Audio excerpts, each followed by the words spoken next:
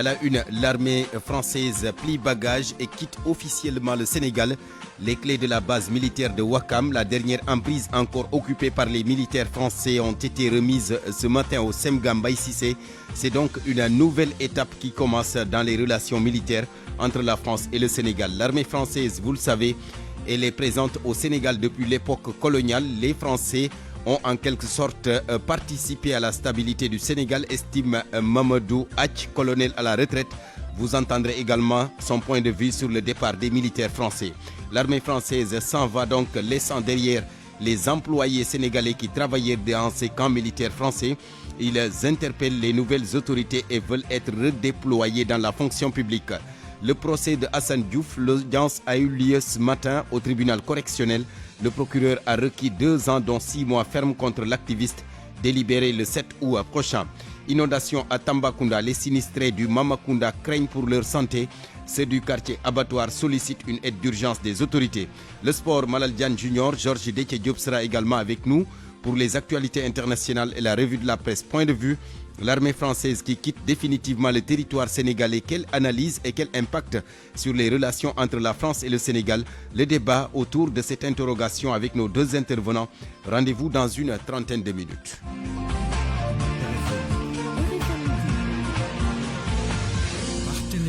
Aliou Ba est à la technique, bienvenue à tous. Les militaires français quittent officiellement le Sénégal ce 17 juillet. Les clés du camp Jeil où étaient basés les derniers éléments français ont été remises au chef d'état-major général des armées sénégalaises. Le général Mbaye Cissé salue un tournant important dans la coopération militaire entre le Sénégal et la France. C'est une nouvelle étape dans les relations militaires entre les 2 pays qui commence avec cette rétrocession définitive des emprises militaires françaises au Sénégal, a dit le SEMGA Cissé. Un changement nécessaire dans une Afrique dynamique, reconnaît le commandement français pour l'Afrique. Boubacar Dian a assisté à la cérémonie ce matin.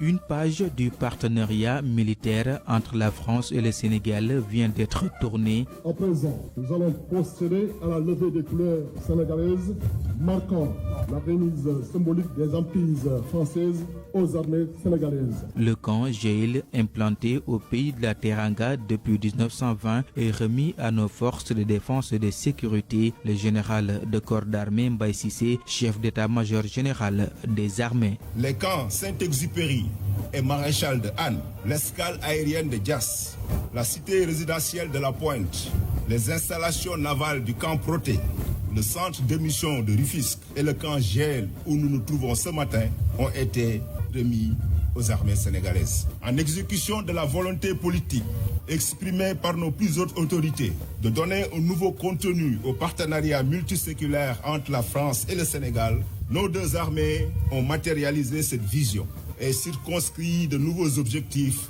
pour faire cap vers un partenariat rénové. À tous nos camarades et à leurs familles, nous souhaitons un bon retour en France. Comme nous le rappelle Antoine de Saint-Exupéry, je le cite, « Pour chaque fin, il y a toujours un nouveau départ ». Un nouvel élan dans l'évolution du partenariat entre les armées françaises et sénégalaises. Pascal Iani évoque une décision des armées françaises de mettre fin aux bases permanentes en Afrique de l'Ouest et en Afrique centrale. Il est général de division chargé du commandement français pour l'Afrique. Ce changement est nécessaire. Nous devons réinventer nos partenariats dans une Afrique dynamique dont la jeunesse porte beaucoup d'espoir. Cela passe par une vraie transformation de notre approche à l'égard des pays africains et de nos partenaires africains. Nous devons agir différemment et nous n'avons plus besoin de bases permanentes pour cela. Prolonger artificiellement une empreinte partout où elle n'était plus souhaitée par les bénéficiaires aurait été d'une mauvaise politique. La cérémonie de cession s'est terminée par la remise symbolique des clés au SEMGA. Cet acte marque le départ officiel des éléments français au Sénégal après plusieurs décennies de présence en terre sénégalaise. L'armée française, vous le savez, elle est présente au Sénégal depuis l'époque coloniale. Les Français ont en quelque sorte participé à la stabilité de notre pays, estime le colonel à la retraite Mamadou Hatch. Pour lui, le retrait des militaires français va donc créer une nouvelle souveraineté, mais il informe que la formation et les échanges doivent rester intacte entre les deux pays. Oumou Kalsoum Ly, que nous écoutons là-dessus. La présence militaire permanente au Sénégal date de 1957 avec Faidherbe. Selon le colonel Mamadou Hatch, la France était restée l'un des alliés sûrs du Sénégal. En 1960, l'indépendance, nos autorités ont pensé qu'il était important que la France restât. Nos autorités politiques, pour une raison particulière, d'abord pour la sécurité des nouveaux États, notamment qui pensaient peut-être que leurs frontières n'étaient pas assez défendues, il n'y avait pas les moyens de se défendre contre une agression, malgré la promulgation de l'intangibilité des frontières par l'Organisation de l'Union africaine. Il y avait aussi la peur des coups d'État, parce que la présence française leur donnait une sorte de stabilité dans le pays. Sur la fin de la présence militaire française au Sénégal, le colonel Mamadou Hatch n'y voit pas d'inconvénient. Parce que je rappelais que toutes les opérations militaires que nous avons faites, notamment les plus difficiles comme le Fodé-Kaba et 1996 à Bissau, mais c'est nous qui l'avons fait à notre échelon avec nos moyens organiques. Donc la France ne nous a pas soutenus dans ces opérations-là. Donc on peut continuer à renforcer le Sahel. Ensuite, sur le plan de la formation, nous avons déjà nos écoles de guerre, nos écoles d'état-major, et chaque arme a son école. L'école de la marine, l'ENOA, école qui forme les officiers de l'armée de terre en général, et l'armée de l'air qui a l'école. Mais pour autant, souligne que la formation et les échanges qui lient les deux pays doivent demeurer. Donc il n'y a pas d'armée autarcique. Surtout qu'aujourd'hui, il n'y a plus de guerre à l'échelon d'une armée seule. Une guerre doit se faire toujours en coalition, donc avec d'autres qui appuient, certains sur le plan logistique, certains sur le plan opérationnel, d'autres sur le plan. Donc il faut se préparer à ça, c'est-à-dire que donc il faut que la formation, les entraînements continue avec ces pays, mais il y a une commission qui a été faite et dans cette commission, je crois qu'il y a des gens capables de réfléchir à tout ça. Voilà. Selon le colonel à la retraite Mamadou Hatch, la fin de la présence militaire sur le sol national ne fera que renforcer la souveraineté de notre pays. Oumou Kalsoum Ly, justement les ex-travailleurs des bases militaires françaises au Sénégal qui interpellent encore une fois les nouvelles autorités. Ils se disent dans l'expectative et demandent le redéploiement dans la fonction publique. Ces 300 personnes dont le contrat a expiré depuis le 30 juin s'interrogent encore sur leur sort. Djibril Ndiaye, le secrétaire général du syndicat des travailleurs du personnel civil des éléments français au Sénégal, il est au téléphone avec Eladji Ndiogoudiène. Depuis 15 jours, en fait, on est licencié officiellement. Donc, nous nous attendions avant cette date d'avoir en fait une réaction de l'État du Sénégal par rapport à notre situation. Parce que nous sommes des Sénégalais, des citoyens sénégalais qui respectent une décision étatique, souveraine, mais qui attend de son État en fait une reconversion. Donc cette décision nous impacte. Depuis le 30, en fait, on n'a pas d'écho de réaction de l'État du Sénégal, alors qu'en fait, nous avions fait un document avec sous l'instruction de la présidence. On a travaillé avec le ministère des Forces armées et le ministère du Travail pour concevoir un dossier où en fait ils nous demandaient en fait les impactés juridiques et les préjudices causés et nos attentes. Et ce document a été remis à la présidence et depuis en fait nous n'avons rien, nous n'avons pas eu encore de retour. Et nous attendons cette réaction de l'État du Sénégal pour prendre en fait la pleine mesure de leur décision. Rien pour le moment et c'est une situation assez angoissante quand même pour des pères de famille qui avaient une sécurité de travail, une sécurité sur leur salaire, une sécurité au niveau sanitaire et social. On nous a payé en fait nos indemnités avec l'État français a payé nos indemnités. Nous avons réussi à bénéficier d'une indemnité négociée qui n'est pas peut-être ce que nous escomptions avoir par rapport au contexte que nous comprenons. C'est un contexte de rupture de relations, de licenciement, donc nous ne pouvons que en fait accepter la situation. D'autres réactions justement sur le départ des militaires français du Sénégal. Ce sera tout à l'heure dans notre rubrique Point de vue. Rendez-vous donc avec nos deux intervenants. Le procès de l'activiste Assane Diouf qui s'est tenu ce matin au tribunal correctionnel de Dakar, délibéré le 7 août prochain. Dans son réquisitoire, le procureur a requis 2 ans, dont 6 mois ferme contre l'activiste, mais l'avocat demande la relaxe de son client. Il conteste le délit d'offense à une personne exerçant tout ou une partie des prérogatives du chef de l'État, Maître Aboubakry Baro. nous avons plaidé le renvoi des scènes de la poursuite à titre principal, subsidiairement la relaxe, car nous avons estimé que le délit d'offense à une personne exerçant tout ou partie des prérogatives du chef d'État n'est pas fondé en droit, car je pense qu'il faut qu'on fasse la différence et qu'on évite d'élargir l'infraction d'offense au chef d'État, au Premier ministre, au risque d'un glissement sémantique à toute autorité politique. De toute façon, fut-elle investie de missions importantes. Donc nous avons estimé que ce chef n'est pas avéré en droit, la décision de constitutionnelle non plus, et le discours contraire aux bonnes mœurs également. Et nous l'avons démontré à suffisance, nous estimons l'avoir démontré en suffisance et avec rigueur. Il va rester en prison, bien sûr, jusqu'à la date du délibéré qui a déjà été fixée par le tribunal, celle du 7. On a bon espoir, puisque vous savez qu'aujourd'hui, l'affaire même aurait pu être envoyée à la faveur de la greffe des greffiers, mais ce ne fut pas le cas. On a tout fait pour faire retenir l'affaire, et fortunément, elle a été retenue, et l'affaire a été plaidée et mise à délibérer pour le jugement être rendu le 7 août.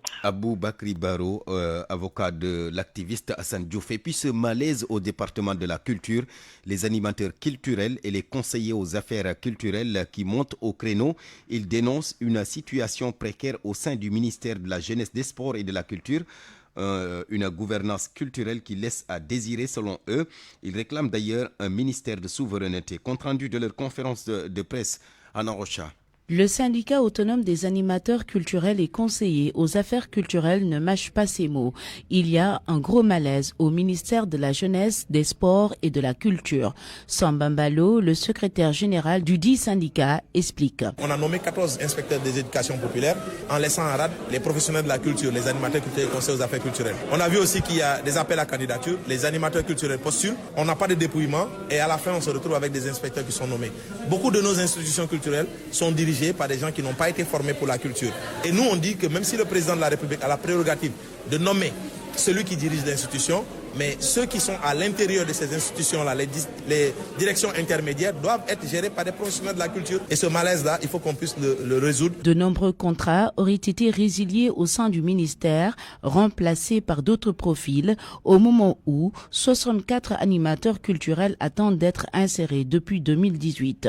Jean-Paul Silmandiaï est le président de l'ADAC, l'association des animateurs culturels et des conseillers aux affaires culturelles. Notre point de chute naturel, c'est le ministère en charge de la culture. Mais quand on sort, depuis 2018, il y a 4 qui sont recrutés. Il y a 64 personnes qui sont en attente d'un recrutement dans la fonction publique et qui n'ont pas de point de chute.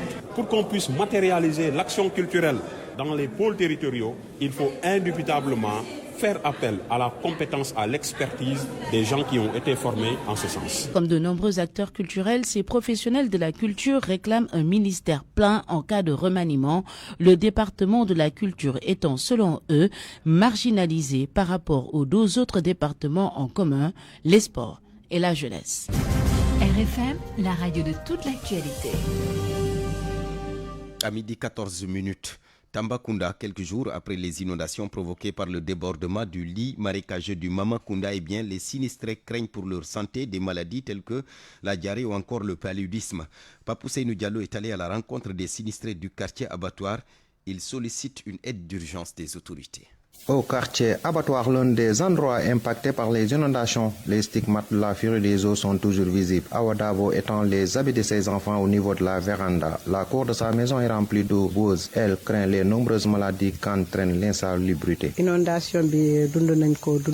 Nous avons vécu des moments sombres avec ces inondations. Nous avons tout perdu. Nous sollicitons de l'aide et pour l'heure, nous craignons les maladies telles que le paludisme, la diarrhée et les infections.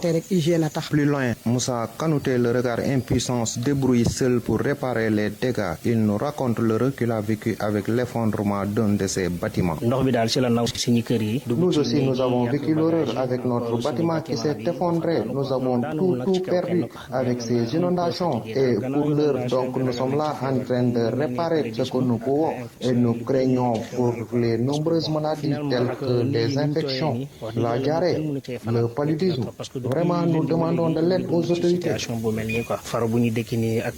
Les habitants du quartier abattoir lancent un appel pressant aux autorités. Ils ont besoin d'une aide immédiate tant pour reconstruire les infrastructures essentielles que pour obtenir du soutien alimentaire. Tambacounda, Papousseinou Diallo, Radio Futur Média. Le président du conseil départemental de Tambacounda, justement, il exprime toute sa solidarité aux sinistrés et promet de leur venir en aide. Il lance un appel aux plus hautes autorités, notamment Monsieur le Président de la République et à l'ensemble du gouvernement pour une assistance à ces sinistrés. Mamadou Kassé avec Papousseinou Diallo.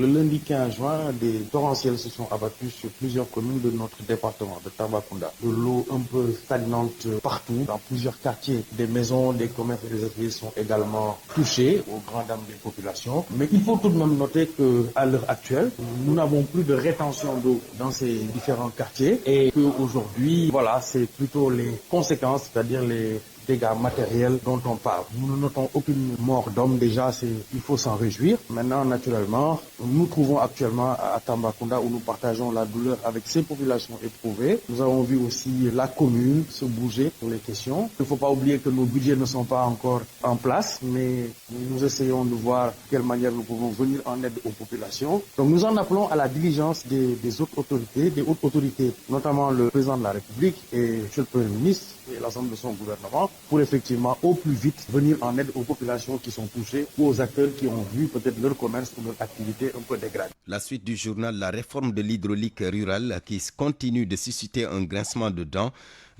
À Matam, les populations rejettent la privatisation de leurs forages. De jour en jour, elles organisent des rassemblements pour manifester contre cette réforme portée par le ministère de l'Hydraulique. Cette fois-ci, ce sont les habitants de la ville de Orkadiéré qui expriment leur opposition à ce qu'ils assimilent à une confiscation de leurs biens. Pour rappel, le forage de la localité a été réalisé par les émigrés. Ali Bandelnian. Cette série de révoltes se maintient chez les responsables des comités de gestion des forages dans le département de Kanel. Après Tiempeng et Wodobere, les populations de Orkadiéré aussi se font entendre. Contrairement à la réforme introduite par le ministère de l'Hydraulique, ces populations dénoncent la volonté des nouvelles autorités de confisquer leurs forages. Les habitants de la ville de Orkadiéré dans le département de Kanel ont organisé un rassemblement pour dire non. Samba Kamara porte leur parole. Nous sommes venus ici en tant que population de la commune de Orkadiéré dans son ensemble de la récupération de nos forages depuis 1987, des forages pris en charge par les populations, par les émigrés, par l'ensemble des populations de Orkadiéré. Et jusqu'à présent, il n'y a pas de problème. Nous réglons vraiment le service de l'eau dans son ensemble et les autorités décident de récupérer ces forages dans les mains de ces populations. C'est-à-dire que la SDER qui a mandat des autorités étatiques pour récupérer les forages dans pratiquement la région de Matam. Donc ce à quoi nous nous opposons catégoriquement, nous ne sommes pas... Des oppositions qui continuent de se faire signaler, certes, mais il faut relever que la liste des localités favorables à la réforme de l'État aussi grossit. Sur la base des résultats satisfaisants obtenus dans la ville de Ourossogui, par exemple, de nombreuses autres localités s'impatientent d'accueillir la SDER pour mettre un terme aux nombreuses difficultés liées surtout à la gestion des forages.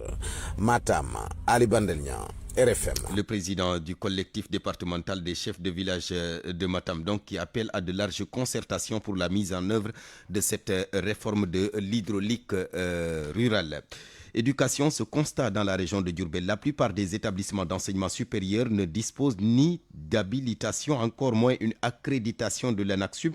Une situation lourde de conséquences pour les élèves car après des années de formation payante, eh bien, ils se retrouvent avec des diplômes non reconnus. L'Autorité nationale d'assurance qualité de l'enseignement supérieur, ANAQ-Sup, consciente du phénomène, a organisé une rencontre à l'université Cheikh Ahmadoul Khadim de Touba, une rencontre avec les responsables des établissements concernés pour partager avec eux la politique nationale d'assurance qualité. Une campagne de régularisation sera bientôt lancée, campagne à l'issue de laquelle tous les établissements non conformes se verront sanctionnés. Pape Mbaye Diaw. Dans la région de Diourbel, rares sont les établissements d'enseignement supérieur qui disposent de l'habilitation et de l'accréditation de l'Autorité nationale d'assurance qualité de l'enseignement supérieur, de la recherche et de l'innovation, ANAQ-Sup. Et sans cette reconnaissance officielle, les diplômes délivrés par ces établissements ne sont pas valides aux yeux de l'État. L'ANAQ-Sup décide d'inverser la tendance. Professeur Massamba Diouf, secrétaire exécutif de l'ANAQ-Sup. Le constat que nous avons fait dans cette région-là nous montre à suffisance qu'il fallait que l'autorité nationale d'assurance qualité fasse ce qu'on appelle de la qualité hors les murs. Leur expliquer ce sur quoi nous comptons pour que ces établissements-là puissent s'investir dans ce domaine pour nous permettre d'atteindre les standards de qualité. Professeur Bounouatine, directeur de l'enseignement privé au ministère de l'enseignement supérieur, rappelle aux établissements non conformes les risques encourus. À ces établissements-là, donc d'aller vers l'ANAQ-Sup, d'aller vers la direction de l'enseignement supérieur privé pour obtenir un accompagnement. Nous sommes là pour les accompagner. Le cas échéant, la sanction qui s'imposera sera une mise en demeure, voire une fermeture purement et simplement de ces établissements. Malgré le constat global, quelques établissements se démarquent positivement. C'est le cas de l'université Cheikh Ahmadoul Khadim UCAC, dont le processus d'habilitation est déjà à un stade avancé. Morfaï, directeur des études de l'UCAC. À peine 3 ans après notre ouverture, nous sommes dans le processus d'habilitation pour nous conformer aux recommandations de l'ANAQ. RFM Touba, Pape Mbaye Diaw, merci. Au Centre international de conférence Abdou Diouf se tient à l'instant même une rencontre sous la présidence du chef de l'État. Rencontre sur le thème Agenda national de transformation de l'enseignement supérieur, de la recherche et de l'innovation. Nous y reviendrons lors de nos prochaines éditions avec Abdou Diouf Diagne. La filière sel qui traverse des difficultés à Kaolack, plus de 600 000 tonnes abandonnées au niveau des périmètres de production, une valeur marchande d'environ 7 milliards de francs CFA qui ne trouve pas d'acquéreur. Les producteurs dans la tourmente interpellent les autorités et dénoncent en même temps une occupation qu'ils qualifient d'illégale de leurs terres par des étrangers. Fatoumbo.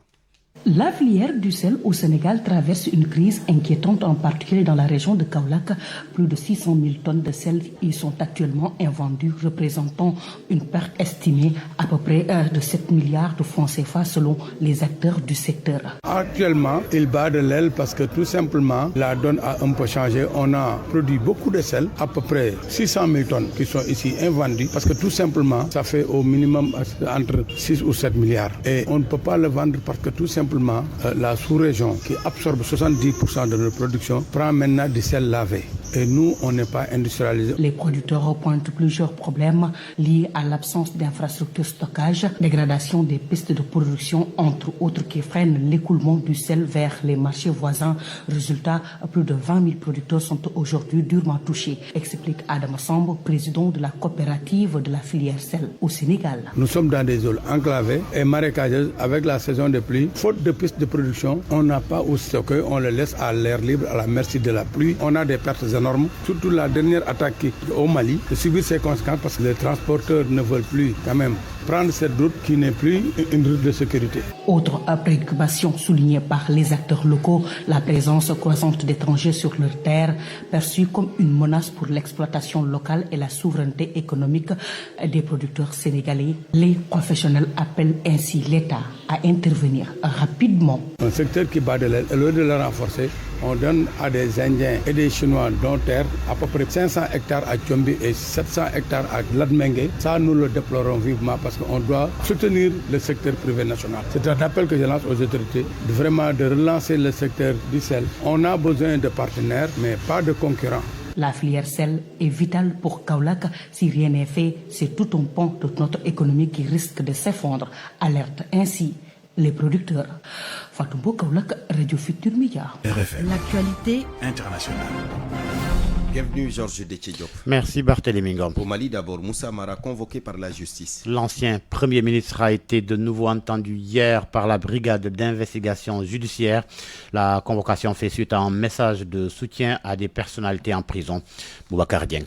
Dans le message publié sur les réseaux sociaux, l'ancien Premier ministre exprimait son soutien à plusieurs personnalités politiques et figures de la société civile actuellement en détention. Dans cette publication datée du 4 juillet, Moussa Mara évoquait une visite qu'il leur aurait rendue en prison. Il affirmait vouloir se battre par tous les moyens pour leur cause et écrivait, je cite, « Aussi longtemps que dure la nuit, le soleil finira par apparaître ». Fin de citation. Des propos perçus par certains comme une menace voilée, bien qu'il n'était jamais appelé à l'insurrection. Le procureur général et le pôle judiciaire spécialisé en cybercriminalité ont rapidement réagi. L'ancien chef du gouvernement avait déjà été interrogé plusieurs heures mardi avant d'être autorisé à rentrer chez lui. Pour l'instant, aucune charge n'a été formellement retenue contre lui. Dans un nouveau message, Moussa Mara a appelé ses partisans à la sérénité et assuré qu'il resterait dans le cadre légal. Au Burkina Faso, Georges Déthié Diop, les autorités mettent en avant des progrès dans la reconquête du territoire national. C'est ce qu'indique APANEW selon le projet de rapport sur la gouvernance 2024 validé cette semaine.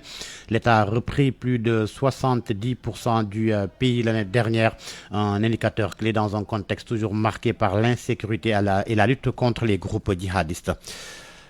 Pour plus de détails. La reconquête du territoire figure en bonne place dans le projet de rapport sur l'état de la gouvernance pour l'année 2024. Le document validé ce mercredi par un atelier regroupant ministères, institutions et sociétés civiles sera transmis au Premier ministre. Selon le rapport, 71% du territoire national est désormais sous contrôle de l'État contre 69% en 2023. Un progrès dans un contexte toujours marqué par l'insécurité et l'occupation de certaines zones par des groupes djihadistes affiliés à Al-Qaïda et à l'État islamique. Une situation qui a déjà provoqué 2 coups d'État en 2022. Le document relève aussi des avancées dans le secteur judiciaire avec la réouverture de tribunaux à Bougandé et Tougan et un rayon moyen d'accès à la justice passé de 62 à 60 km. Sur le plan économique, le taux de croissance du PIB a progressé de 4 points et les recettes mobilisées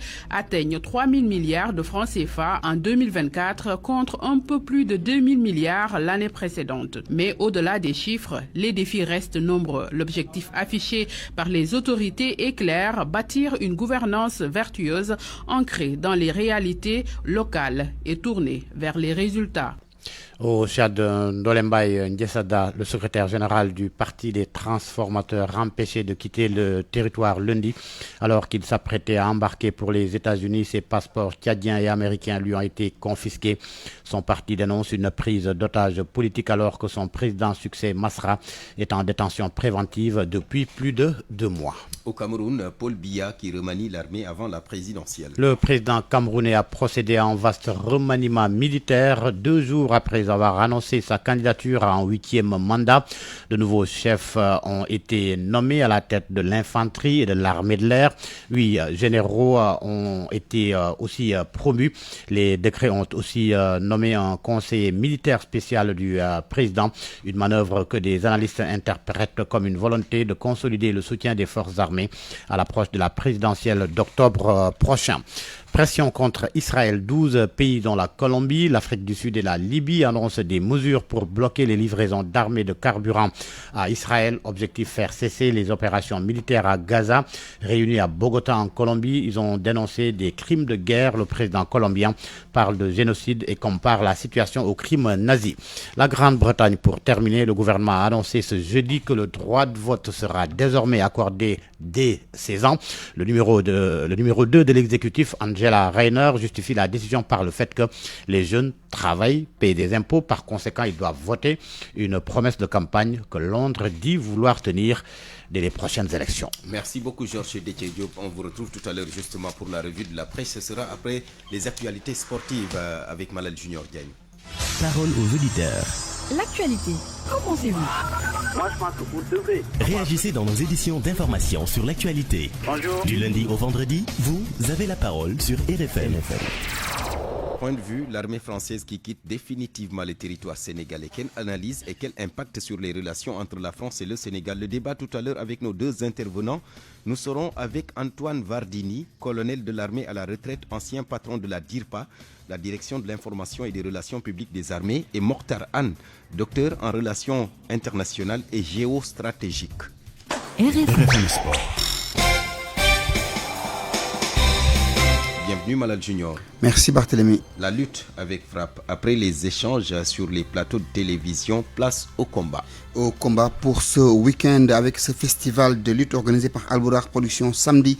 Adefas défiera Liss Niago plus les combats préliminaires et dimanche l'attraction Balla Gaye numéro 2 qui défie Siteu. Hier c'était le dernier rendez-vous sur les plateaux télé entre les deux lutteurs à quelques jours donc de leur affrontement à l'arène nationale. Que retenir, qu'analyse faire du comportement et de l'état physique des deux lutteurs? Réponse avec Abdoulaye Dembélé qui a suivi ce débat et qui le décortique. Balla Gaye 2 et Siteu se sont retrouvés pour une troisième confrontation verbale. On a retrouvé un Balla Gaye de très confiant. Il affiche une certaine lucidité et par moments il a assez provoqué Siteu. Mais Siteu reste un champion toujours fougueux, toujours sûr de lui, toujours prêt à répondre coup pour coup par rapport aux provocations verbales de son adversaire. Donc je pense qu'ils ont donné un avant-goût assez prometteur de la confrontation qui se tiendra ce dimanche. Donc on a également compris que Balla Gaye 2, son intention, c'est de pousser Siteu à se ficher, à ne pas adopter une stratégie hyper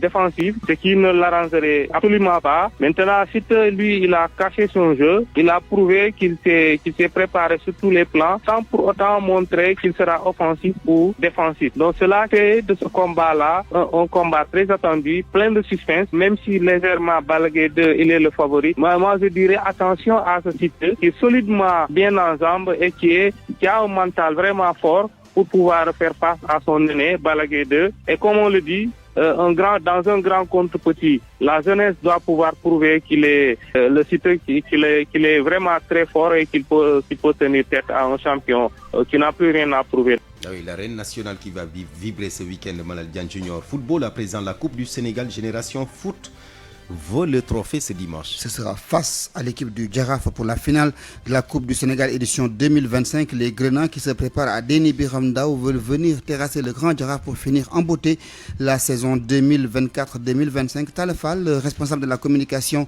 de l'équipe de Génération Foot, est entretenu ce matin avec RFM sur comment il prépare cette finale. Ce ne sera pas facile parce qu'on joue contre une grande équipe comme le Jaraaf qui est déjà champion du Sénégal. Donc c'est un défi qu'il va falloir relever. Mais comme on l'a dit souvent, on a une équipe qui est aujourd'hui dans d'excellentes conditions, qui a un bon staff. Le président Madi Touré a mis tous les ingrédients pour que vraiment qu'on puisse disputer cette finale-là de la meilleure des manières. Donc c'est pour dire qu'aujourd'hui on est dans un bon climat, avec une bonne ambiance. L'équipe est sereine, donc moi-même j'ai été là-bas à Déni les voir jouer un match amical et on a vu les garçons mouiller le maillot, donc avec une bonne intensité. Et vraiment tout le staff est autour de l'équipe, le personnel de Génération Foot, les supporters se préparent. Donc vraiment on veut disputer un grand match. Toutes les deux équipes s'y mettent déjà. Donc on sait aujourd'hui que le Jaraaf va mobiliser au max. De même que Génération Foot, on va se donner les moyens vraiment de remplir de stade et de disputer un beau match aussi parce qu'il y a beaucoup de sympathisants de Génération Foot qui veulent y aller. On a des supporters déjà et aussi le Jaraaf va faire de même pour que la fête soit belle parce que déjà c'est une finale et une finale on la joue pas tous les jours. Un week-end riche en événements sportifs samedi et dimanche à travers les différentes infrastructures du stade du Sénégal. RFM y sera. Oui, avant-goût vendredi, demain. Demain, 19h, on va décortiquer la finale de la Coupe du Sénégal et décortiquer également les combats prévus samedi et dimanche avec des experts dans les domaines. Oui, merci Malal Diagne Junior. Les quotidiens de ce jeudi parcourus par Georges Déthié Diop. La France tourne une page à Dakar. Dernier jour de présence militaire française sur le sol sénégalais. Clap de fin, s'exclame Enquête. Le journal rapporte que la France remet officiellement ses dernières emprises militaires au Sénégal. Cérémonie ce matin à la base de Ouakam. Rufisque, Anne, Port de Dakar, entre autres, 5 sites stratégiques désormais restitués après plus d'une décennie post-présence, souligne Enquête.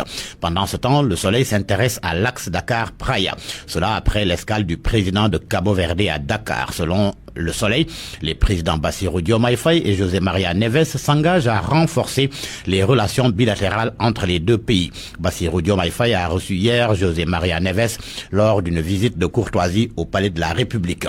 Au Palais de justice de Dakar et dans les autres tribunaux, les détenus sont toujours en otage. C'est ce qu'affirme en tous les cas le quotidien. Le confrère pointe du doigt l'interminable grève de l'entente site juste UNTJ. Le quotidien relève que les délibérés des prévenus sont encore reportés d'une semaine. C'est le cas des délibérés de Moustapha Diakhaté et Bachir Fofana. Tribune fait état d'une situation dramatique des personnes en détention. Une situation qui frustre le forum du justiciable qui, selon Tribune, recadre les grévistes et interpelle le garde des Sceaux, ministre de la Justice. La justice, on l'a dit, qui retient l'ancien député Moustapha Diakhaté en prison. Les Échos rapportent que depuis la prison, il parle et charge les magistrats.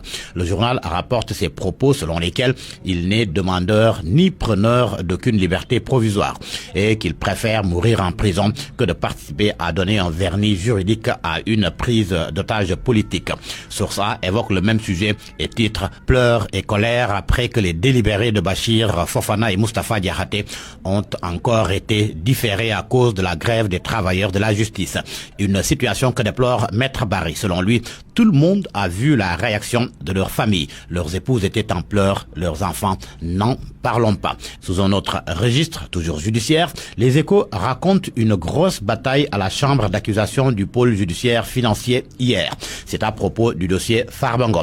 Les avocats du maire des Agnam voulaient annuler le réquisitoire supplétif du procureur financier. Ce dernier, lui, veut aussi le mandat de dépôt des frères de Farbango au lieu des bracelets électroniques délibérés mercredi prochain. Un coup d'œil dans l'As, une interview avec Abdoumbo, le député et porte-parole adjoint de l'Alliance pour la République, se prononce sur la sortie de Ousmane Sonko, l'arrestation de Badara Gadiaga, l'Assemblée nationale et le duo Diomaye-Sonko. Dans Vox Populi, Thierno Alassane Sall fait également le procès du duo Diomaye-Sonko. Le leader de la République des valeurs affirme que ce que nous vivons est une lutte de pouvoir, un épisode de plus du protocole du Cap Manuel, et qu'à trop laisser pourrir cette drôle de guerre, le président portera une lourde responsabilité. À la une de l'Observateur, porte-étendard des attentes de millions de Sénégalais, Diomaye Sonko, des raisons de rester unis. Psychosociologie d'un projet PASTEF en péril et ses impacts sur la jeunesse sénégalaise. Serigne Mor Mbaye et Khalifa Diagne tirent la sonnette d'alarme sur les conséquences sociales qu'une éventuelle séparation pourrait avoir sur toute une génération. Enquête sur une différence de style qui ne devrait pas forcément mener aux différents politiques. Tout cela à lire dans l'Observateur du jour. L'Observateur qui donne des nouvelles de Aliou Cissé et de Youssouf Dabo. Le journal rapporte qu'ils menacent de quitter la sélection libyenne et pour cause, ils sont restés plusieurs mois sans salaire, ce que confirme Tribune et Rewmi Quotidien. Record, lui, de son côté, s'entretient avec Amara Traoré. Principal sujet, l'élection à la présidence de la Fédération sénégalaise de football. Amara Traoré confie qu'il vote pour le Manko. Divisé, on ne gagnera rien. Par conséquent, il dit appeler à un consensus fort. À vos kiosques et bonne lecture. Parole aux auditeurs. L'actualité, qu'en pensez-vous?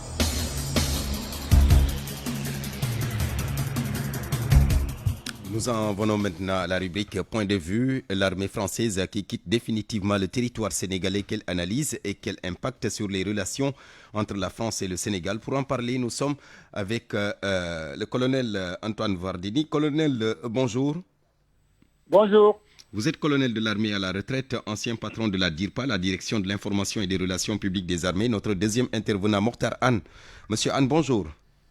Oui, bonjour. Docteur en relations internationales et géostratégie. Alors, d'abord, la parole au colonel Antoine Vardini. Colonel, c'est définitif, l'armée française qui quitte le territoire sénégalais. Alors, d'abord, quelle est votre réaction par rapport à ce départ? Quelle analyse en faire? C'est une très bonne question. Merci de la poser. C'est une bonne question qui engage à la fois l'histoire, la souveraineté nationale, la sécurité régionale et l'avenir des relations franco-sénégalaises. Cependant, il est bon à préciser d'emblée que le Sénégal ne rompt pas ses relations avec la France. Ça, c'est clair. Oui, c'est clair. On rééquilibre nos relations, mais on ne les rompt pas. Et que cette nouvelle étape peut renforcer une coopération fondée sur le respect mutuel et les besoins exprimés souverainement. Ça, c'est bon à préciser dès le départ. On ne rompt pas, mais on les rééquilibre.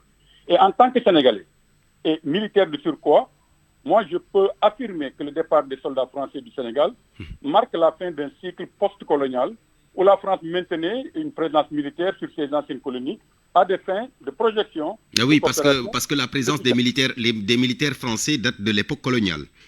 Oui, ça date de l'époque coloniale. C'est bien avant. C'est pour ça que j'ai dit que ça engage à la fois l'histoire et la souveraineté nationale. C'est pour ça que je l'ai dit. Voilà. Donc, ce que je peux dire sur ce retrait-là, qu'on a remarqué depuis quelque temps un peu partout en Afrique de l'Ouest, surtout là, ce retrait progressif-là, c'est un retrait qui actuellement se passe au Sénégal. Les gens sont en train de quitter les troupes françaises, mais cela ne fait que s'inscrire dans une recomposition stratégique plus large, liée à la montée du sentiment, parce qu'on remarque partout en Afrique, surtout en Afrique de l'Ouest, une montée d'un sentiment souverainiste, et à la fois à la redéfinition des partenaires internationaux. On voit beaucoup d'autres armées qui viennent, beaucoup d'autres partenaires qui interviennent en Afrique, surtout en Afrique de l'Ouest. C'est dans ce cas-là qu'on peut expliquer ces retraits. Mais ce n'est rien d'autre, ce n'est pas une rupture des relations, c'est juste un rééquilibrage et une réorientation. D'accord. Il faut donc rééquilibrer les relations entre les deux pays, la France et le Sénégal. Et ça veut dire quelque part que le Sénégal devra repenser sa stratégie de défense et de sécurité face à l'absence du soutien militaire français. Oui, mais j'espère que c'est pas aujourd'hui qu'on va devoir repenser. J'espère qu'on a déjà repensé.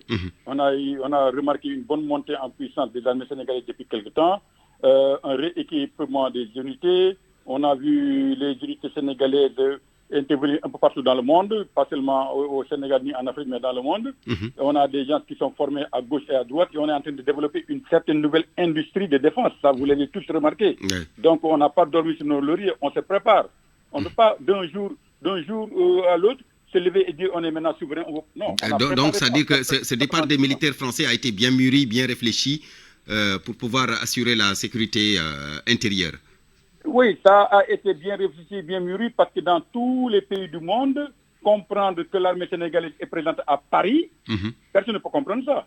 Donc comprendre que l'armée de notre pays est dans notre territoire depuis l'indépendance, même avant l'indépendance jusqu'à maintenant, si vraiment on n'a pas assez de capacité, si on n'a pas assez mûri, si on n'a pas assez de potentiel pour prendre en charge notre sécurité, mais mieux vaut annuler l'armée et les forces de défense et faire autre chose. Je crois qu'on a assez d'expérience qui est bien reconnue par les Nations Unies et partout dans le monde.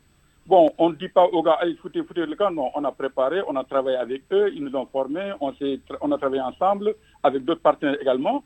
Et puis, on tend à une souveraineté quand même. On ne peut pas toujours dépendre de quelqu'un. Mais j'ai dit encore, on ne rompt pas pour rompre. On ne dit pas, allez, maintenant c'est terminé. On va continuer cette coopération d'une autre façon. Sous un autre format. Sous un autre format, oui. D'accord. Merci, colonel. Je reviens à vous tout à l'heure, colonel Vardini. Mokhtar Anne, docteur en relations internationales et géostratégie. Oui, les conséquences ne sont pas que sécuritaires. Il y a aussi des conséquences économiques, puisque le départ des militaires français entraîne de facto la perte d'emploi pour de nombreux travailleurs sénégalais qui étaient employés au niveau de ces bases militaires françaises. Oui, merci. Excellente question. Je pense qu'avant de répondre, une petite précision. Je ne suis pas docteur, mais je suis toujours enseignant-chercheur et voilà, ce sera fait bientôt. Donc, voilà, merci. Inch'Allah, si Dieu le veut. Enseignant-chercheur alors. Voilà. Donc juste peut-être pour camper le débat, je pense que mon co-débatteur, si je ne m'abuse, c'est le colonel. Donc il a bien fait le portrait de la situation. Il faut noter qu'avant d'en parler, le contexte aussi est que ce retrait s'inscrit vraiment dans un mouvement plus large de redéploiement stratégique, n'est-ce pas, de la présence militaire en Afrique. La France, sous la présidence de Macron, a entamé une révision de ses dispositifs militaires en Afrique de l'Ouest, comme nous l'avons vu au Mali, au Burkina Faso et maintenant au Sénégal. Ce retrait peut également être interprété comme une réponse aux critiques grandissantes sur la présence militaire étrangère perçue parfois comme une forme de néocolonialisme. Si vous me permettez, je vais faire juste une petite déconstruction. Je pense dans la pensée populaire, on pense que présence de base militaire égale absence de souveraineté. Ce n'est pas toujours le cas. Regardez la Turquie qui est héritière de l'Empire ottoman, qui abrite des bases militaires américaines. Alors qu'on sait, le président Erdogan, depuis son accession au pouvoir et tout, la Turquie ne peut pas être taxée d'un pays qui a perdu ses parcelles de souveraineté. Ce qui se fait en Arabie Saoudite, etc., etc. Mais le contexte est différent parce que la France était un colonisateur. Donc le contexte est différent. Et ajouter aussi que ce retrait a un caractère particulier.